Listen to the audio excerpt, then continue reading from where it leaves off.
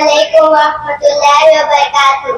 نحمدہ ونصلی علی رسولہ الکریم اما بعد شاعر کہتا ہے باپ ہی سرمایہ اولاد ہے باپ ہی سرمایہ اولاد ہے باپ یہ جداد کی بنیاد ہے گود ماں کی ہے درسگاہ اولین گود ماں کی ہے درسگاہ اولین باپ ہے روح جمال دل نصیب صاحب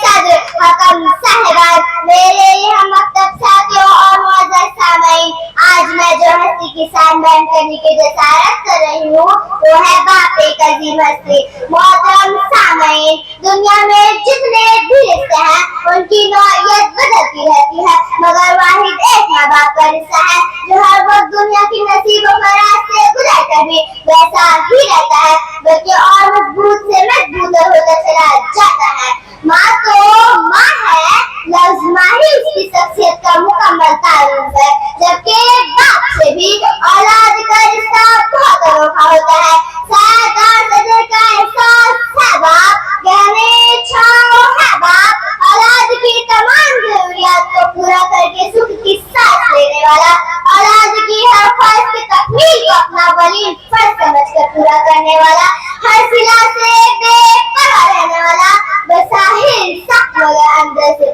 موم جیسا احساس رکھنے والا اولاد کی زندگی میں اللہ کا خاص نام انمول تحفہ ہے باپ بابا ہے تو بچوں کے سارے سپنے ہیں بابا ہے تو بچوں کے سارے سپنے ہیں بابا ہے تو بازار کے سب کھلونے اپنے ہیں اولاد کی ہر تکلیف ہر بے قرار ہو جانا اللہ پاک کی طرف سے اس کی فطرت کا حصہ ہے دنیا میں جینے کا طریقہ دنیا میں ماں کی بات سب سے اہم اور اولین رشتہ باپ کا ہوتا ہے باپ اولاد کا مضبوط سہارا ہوتا ہے باپ کو خوش رکھنے والا اللہ کو خوش رکھنے والوں میں شامل ہے والد اپنے اولاد کے لیے محبت چاہت جلوس صبر ایثار اور بردباری کا پیکر ہوتا ہے شاعر نے بھی کیا خوب کہا ہے رات سوچا بابا تیرے احسان ہوں رات سوچا بابا تیرے احسان ہوں ہو گئی صبح کیا کیا میں نادان ہوں میرے الفاظ نہیں تیرے شان کے قابل میرے الفاظ نہیں تیرے شان کے قابل میں کس طرح تیری ہستی کی عنوان ہوں باپ دنیا کے عظیم ہستی ہے جو اپنے بچوں کی خاطر اپنے جان کے بازو لگا دیتا ہے ہر باپ کا خواب ہوتا ہے کہ اپنے بچوں کو اعلیٰ سے اعلیٰ معیاری زندگی فراہم کر سکے تاکہ وہ معاشرے میں باعزت زندگی بسر کر سکے دنیا میں جینے کا طریقہ جو بتاتا ہے وہ رشتہ کوئی اور نہیں صرف باپ ہی کہلاتا ہے محترم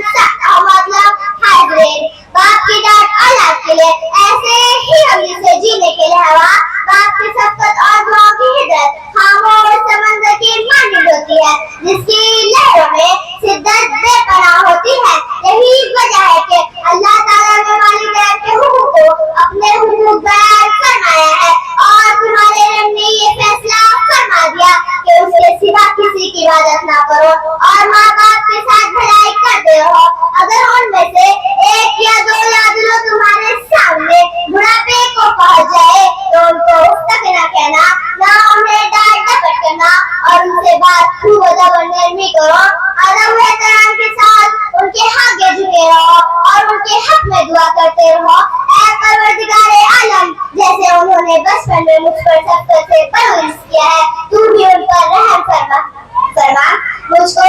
چھاؤں میں رکھا اور خود جلتا رہا مجھ کو چھاؤں میں رکھا اور خود جلتا رہا میں نے دیکھا ایک فرشتہ باپ کی پرچھائی میں آخر میں اللہ تعالیٰ سے دعا ہے کہ ہمیں صحیح معنوں میں والدین کی خدمت کرنے کی توفیق عطا فرما آمین ثم آمین